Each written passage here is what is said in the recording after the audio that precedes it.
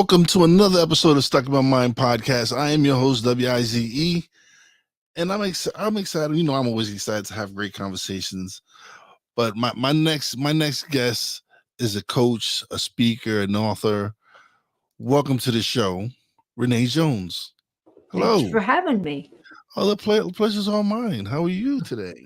I'm doing well. I am doing very well. Awesome. So let's just jump right into it. What what initially inspired you to focus on helping people overcome emotional eating, and what was your personal journey like?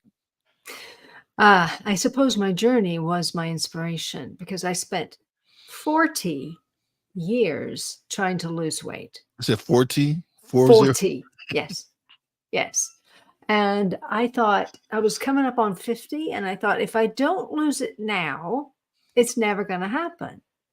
So I started out my new year just like I always did, with a resolution to lose weight. And that worked for about a week and a half and then fell off the wagon. So I had to get back on. And long about April, I thought, I can't fit into even my fat clothes. So I had to really get serious and figure out what's going on. Why can't I do this by myself? And I discovered the term that made sense to me as soon as I heard it, of emotional eating, because I was an emotional eater and I had to work through that before I could lose the weight and keep it off. And I just celebrated my 12th anniversary. Awesome. Why do so many diets and exercise programs fail to create lasting results, and how does emotional eating play a role in that? Well, they fail because we don't learn anything from them. We stop doing what was working and go back to the way we ate before. Emotional eating affects it because if you get upset or sad or mad or frustrated, what we learned how to do was put something in our mouths in order to feel better. And they learn that from birth. Because if you think about with a baby, when it cries, we put something in its mouth, whether it's the bottle or the breast or a pacifier. And then as children grow, we give them candy to keep them quiet. And as you go through to adulthood, we always go for comfort food.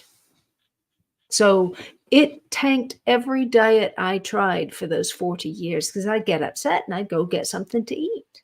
And I had to learn to do something different to soothe myself. Okay. You've met so emotional eating often stems from past wounds and beliefs. How do you help people uncover these triggers? So most people have an idea that of what's driving them. Now, some don't. And I did this exercise when I was doing my TEDx talk where we thought about the food that you always go to. And then you think about, okay, what was going on when I first remember that? Who gave that food to me? And very often it's some experience from childhood or young adulthood. I had one lady come back and say, oh, my word, my family always went out for donuts on the Saturday morning when whatever happened, whatever significant event happened. That's why I can't let go of donuts, because it was an attachment to feeling good and feeling family, right? So if we figure that out, then there are other things, right? So when do you most often eat for emotional reasons? What's happening around you? Who gives you the food? Is it just a habit that you've created? Or is it something you learned growing up? Does that make sense? Yeah. For example, a lot of men, I find this fascinating. Almost to a man that I have worked with, they say, I really want ice cream about 10 o'clock at night. I've been good all day. I've slayed all the dragons, and I just want to be a little bad. And I said, okay, so when you were in Little League, what happened when you won? Oh, we got pizza. Great. What happened when you lost? Oh, they took us for ice cream. So it's often some connection that we just haven't realized, haven't overcome in our past. So like you said, you've been over 12 years. How have you managed to keep the weight off over that time? Okay, so what I do with clients is I have kind of a three-step program. Okay. And the first one for me was the most significant, and that was finding what worked for my body. And I now give clients this unique nutrition blueprint. And we look at what they've eaten and how it affects them. And then they get like a color-coded list of foods to eat most often, least often, that sort of thing, so that their body's not working against them. Right? When I actually lost my weight on a low fat, low calorie diet, but it left me tired, hungry, and cranky all the time. So in order to overcome that, I had to adjust what I was eating because apparently I run through carbs lickety split. When I was going through school, I'd have Captain Crunch for breakfast. And by 30 minutes into the school day, I was starved already because my body goes through that quickly. So if we find what works for our bodies to keep us satisfied and healthy for the longest period of time, then we don't get as hungry. And when you're not hungry, emotional eating doesn't affect you as much. The next thing I do is help them find those blocks. What are the things that are driving you to food for comfort or stress relief? And we walk through them, we work through them. I've often said, when we face our stuff, we no longer need to stuff our faces because that's not kind of in the back of your mind bothering you. And then the third element is all about personal growth. It's about finding the best of who you are and living in that more often. And I don't know about you, but when I'm living from my best self, I make a lot better choices. Okay. Yeah, makes sense.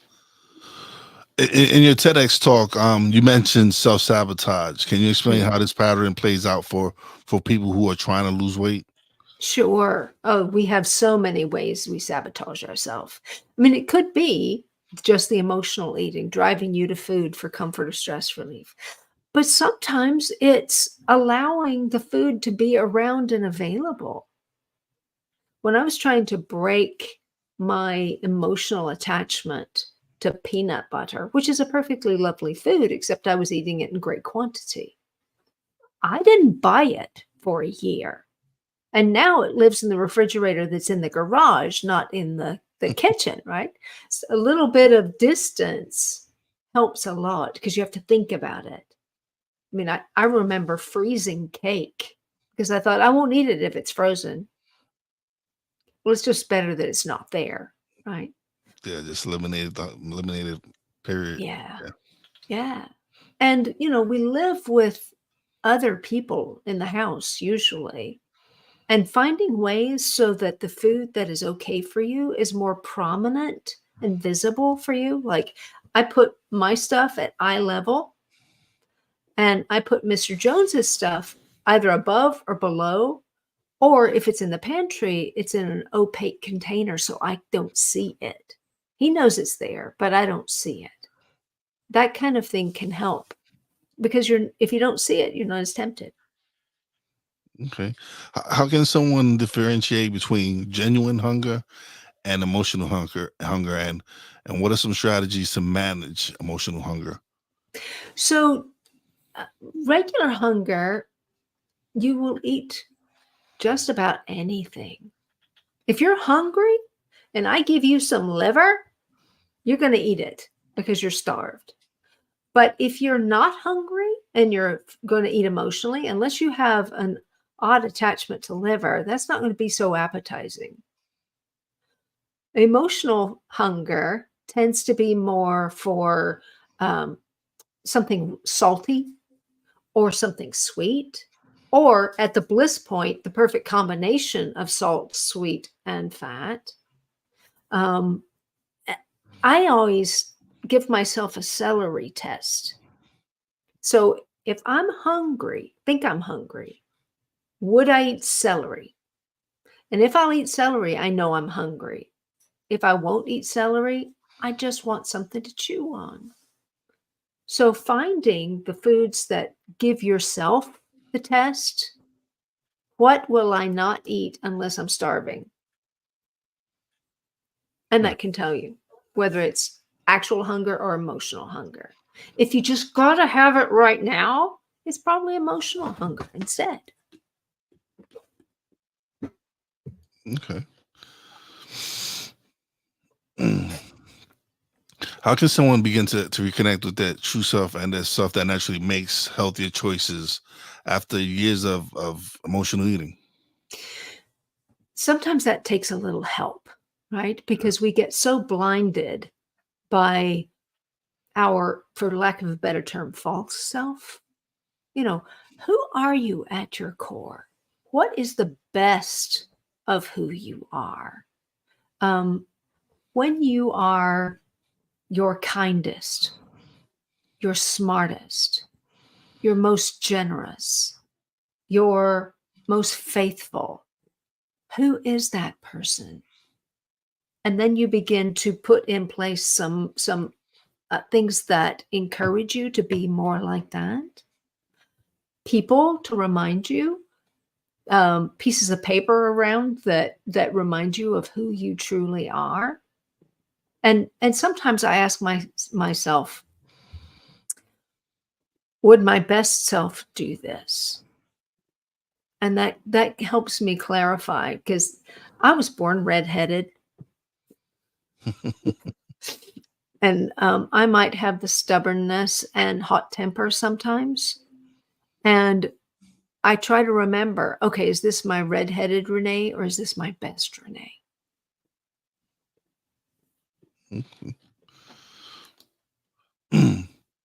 What role does self confidence play in overcoming emotional eating, and how can someone start rebuilding their confidence? Well, I think if you're feeling confident in yourself, you're less likely to need crutches. And sometimes we're eating to make ourselves feel better. They call it comfort food for a reason. And sometimes we go for it because our confidence has been shaken or smashed, right? So if you can perpetually build that confidence, and I think that best self element helps to do that, because I'm not interested in someone just losing 10 pounds for an event.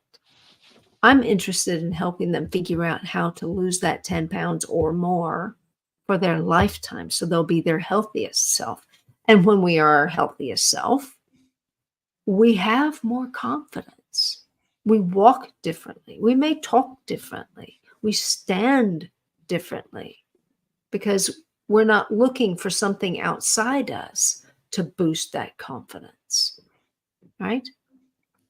And the Okay, second yeah. part of your question was, Excuse me. Okay. How can someone start rebuilding their confidence? I think it's important to be honest and truthful with yourself. So, a small thing is, if I tell someone I'm going to be somewhere at a certain time, be there. Begin with the smallest things to rebuild your faith in yourself. Yes, I can be there on time. Or if you're always like 5 minutes early, no, I can be there right on time. You may choose to give yourself a goal for the week. If it's around food, it can be, I'm going to skip this food for a week just to see how it happens, how I feel at the end of it. You may want to fast from alcohol or sugar just to see how long you can go without it. And you begin to trust yourself a bit more. in that way. And once you trust yourself truly, then your confidence increases quickly and exponentially. Those are just a couple of little things. Okay. What advice do you have for someone who feels overwhelmed by that idea of addressing these emotional wounds, in addition to trying to lose the weight? Mm. So it might be helpful to have someone walking the path with you, Okay. because they can say, okay, in the moment, you're okay. You're just being overcome by this. That's not going to hurt you. You're going to get past it. Maybe not right now, but you're going to get past it. You've done so well to get this far. Give yourself a break. Recognize this is a stumbling block, but we're going to jump over it rather than fall down for it. Okay. So giving yourself some space and some grace. You're not going to do it perfectly the first time you try. You're just not. So let's see how far you can go to get toward your goal for this week, this day, this hour. Doesn't have to be perfect, but progress works. Yeah. Excuse me. How does someone like how does someone break these habits of turning their food and during moments of stress and frustration or sadness? How do you get them to break it? Oh, I have an acronym.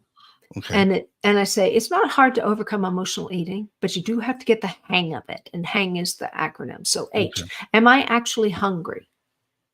Okay. Because if you are actually hungry, you probably need something to eat. But if you're not hungry, think about the A. What is the attraction to food in this moment? The N is, okay, you're attracted to this food. What do you actually need? You may need a hug. You may need someone to encourage you. You may need just to walk around for a little bit. You may need to call a friend. What do you truly need in this moment? What are you looking for? Comfort, encouragement, strength? What is it? And then G, go get that, because that will soothe you so much more than the food ever could. And breaking a habit takes time. And if you've been emotionally attached to this food for a long time, it may take a little while for you to get completely free of it. But as long as you keep working at it, you'll reduce the number of times you fall to it, which begins a better pattern for you. And eventually you can be free. How can someone build a support system while working through emotional eating, especially if they feel isolated in their journey? Mm. Well, coaches always say a coach will help because we're objective and we know what to do to help you. Other than that, you probably have friends or family members who understand what you're going through. It never hurts to reach out to them to see. Now, they're not always the best accountability partners, Yeah. but one of them might be. There are also groups on Facebook. There are people who follow podcasts, and you can sometimes post something with a podcast comment, and others will see that, hey, I'm not alone. And you may find yourself looking at that and seeing, oh, that person is just like me. The thing is, we're all incredibly different, but we're all also very much alike. And there will be people who struggle with the same thing you do. And if you just look for them, you may find a new friend. Mm. What approach to helping clients discover what works best for their bodies in terms of food and exercise? Well, I use a questionnaire, Okay. and it covers all kinds of things. and you end up with the answer to this food will work for you. I will tell you, when I finished that and it told me what I was supposed to be eating, I thought, oh Lord, I haven't eaten that stuff in years. But when I tried it for just a week, I thought I can't mess up my progress too much in a week. I actually lost 2 pounds and I wasn't tired. I wasn't hungry and I certainly wasn't cranky. So finding that equipped me to live forever at my goal weight. Okay. Mm. How, how can someone who has been dieting for years shift their mindset from quick fix to long-term health and wellness? Oh, that can be hard because we want that magic thing that just does it for us, right? Yeah. I don't know about anyone else, but every quick fix I ever used quickly failed when I stopped doing it. And it was so frustrating because not just 1 pound came back, 2 or 3 of their little friends came along with them, right? So quick seldom helps. But when you change how you approach the whole idea of weight loss, you can have a much longer term benefit. And that's just so much better in the end because it doesn't come with all the frustration and, oh, I've done it again. So it's definitely not a easy. It's not easy transition for people Yeah. from going from eating whatever it is that they eat to now really watching, because now it's a lifestyle change. It's you're changing completely everything, what you eat, how you eat, when you eat. It's a definitely it's a real hard transition for anyone to just really just just jump right into it. It That's can why, be. yeah, it can't. That's why it's important to have people like yourself come and that can help them transition through the journey. Well, I think if you recognize that in the end, no food is actually off limits unless you choose that. And you choose that based on how you feel. But if you choose to mostly do what your unique nutrition blueprint tells you or any other program, then it and you feel better, that's a great motivator for staying on track. But I'll tell you, on holidays, I don't stick to my plan because it's one day. It's often one meal, and that's okay. It may take me a couple of days to kind of get back to where I was, but I do it every time. But I mean, I recognize not everybody can do that, but finding what works for you on any of those things, you don't. I guess what I'm trying to be careful about is suggesting that you can never have the foods you love again. You can. They just may be slightly different or you have it less often.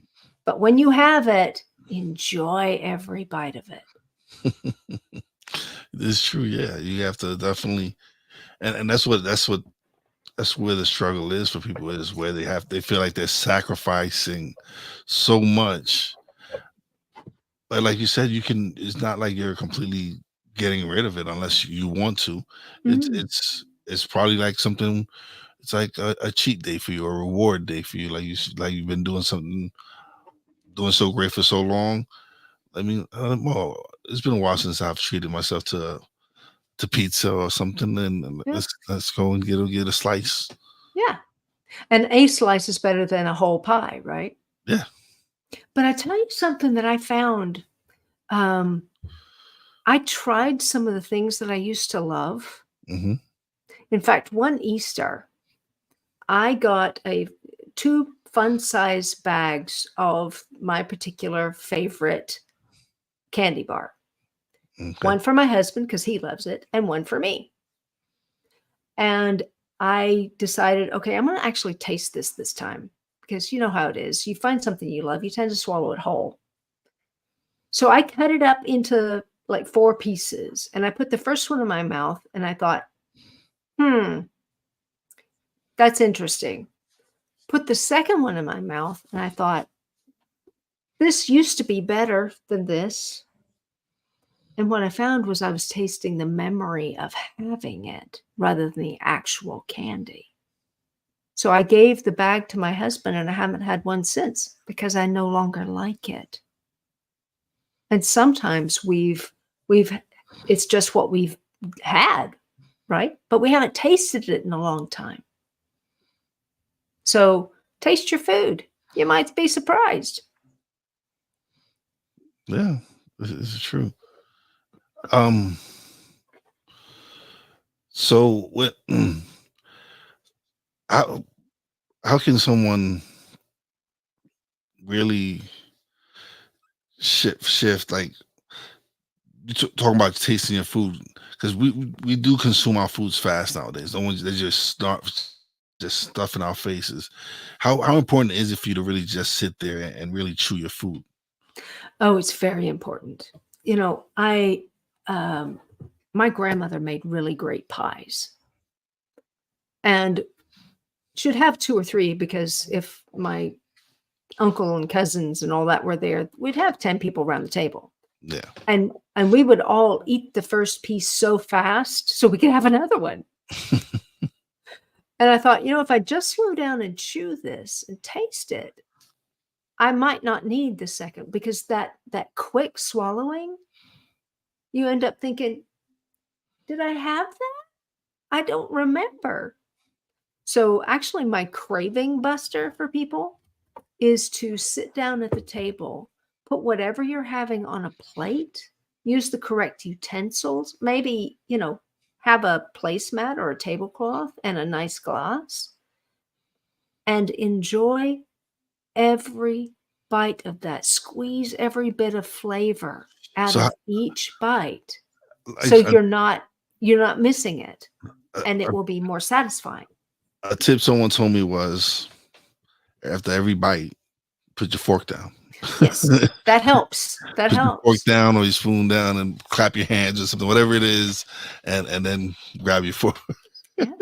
Well, and I mean, I know it's kind of retro to think about having a family dinner, but one of the things that the French do is that they take time, they have conversation. It's not just about the food, it's about interacting with the people you're eating with. And you might have to stop and chew and wait for someone else to finish their thought, but it adds to the experience of consuming the food. So it's not just about what's on your plate, but the whole experience. And, even if that's just you and your spouse or child or a couple of people, it helps to register the experience. And when we eat fast in front of the TV, we're not registering the experience, which means we typically want more. And it's crazy because there's so many different situations. Even when you're in the car eating, like you're focused on driving, and you're eating. So you're just driving, and your hand is in the bag, hand is in the bag, hand is in the bag. Next thing you notice, your food is all gone. And you're That's like, not "Ooh." that's not eating. That's entertainment, Mm, but it has some pretty sad side effects. yeah, it's so how do people how do people stop that? Uh, I don't eat and do anything else, Mm, you just right? sit okay. If I'm going to take in this number of calories, I'm going to enjoy every one of them. So I say always eat at a table of some sort, but don't distract yourself. You remember reading the cereal box when you were Yeah. a kid? Yeah, Mhm. don't do that. Focus on the food. Look at what you're eating. Smell it. Let all of the senses be focused on your food.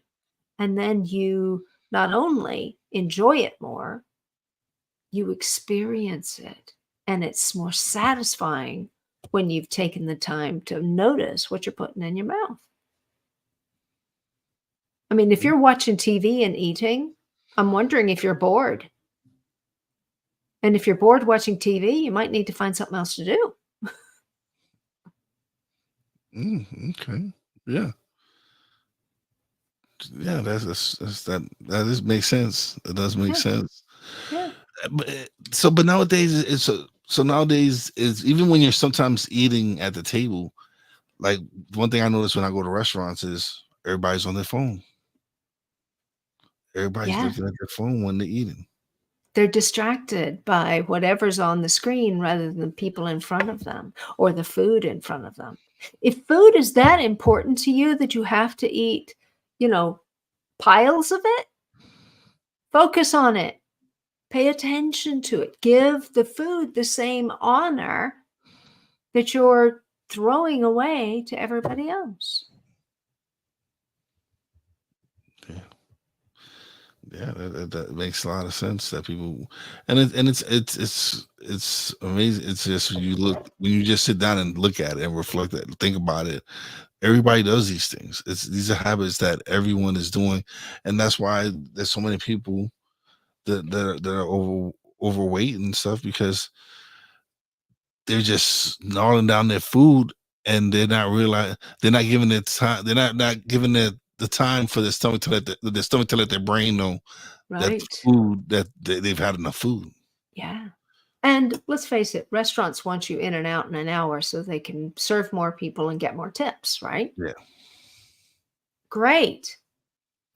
Don't let that dictate your digestion. Because, if you need to pick it up and take it away so you can actually enjoy the food that you paid good, hard earned money for, have the experience with the friends or family. It's so much more than we give it credit for. We just think, oh, let's eat, get it over with, get done. That's not healthy. That's not wonderful. Food is meant to be savored, enjoyed, not just swallowed whole.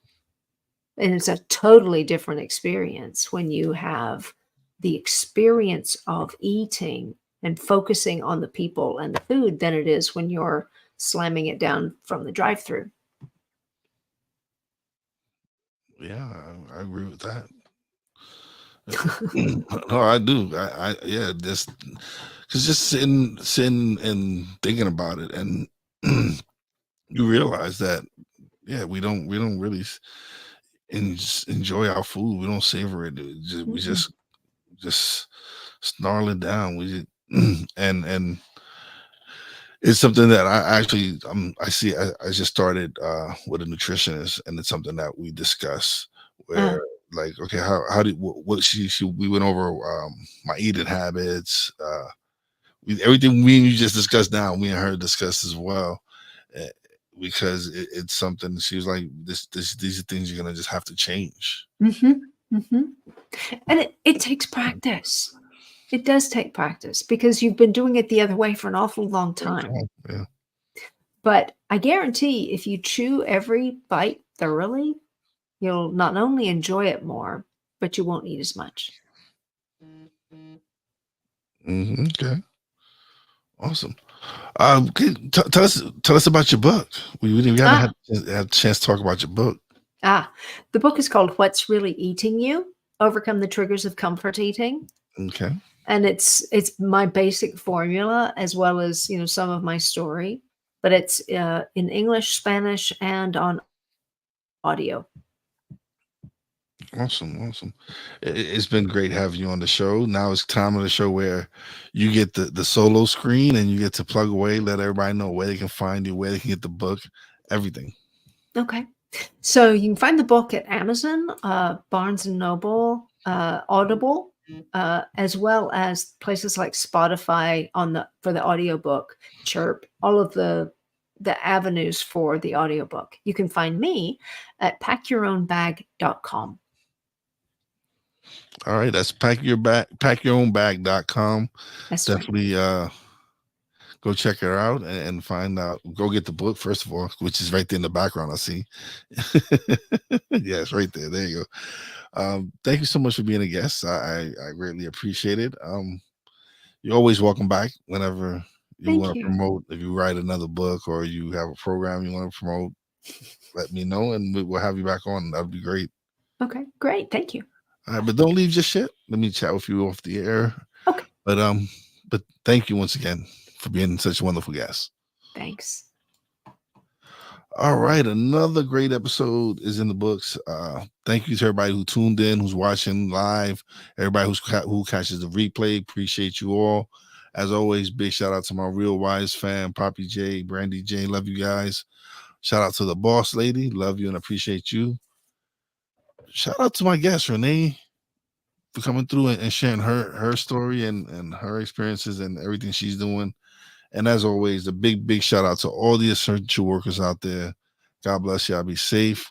You know how your boy Wise does it. Peace out.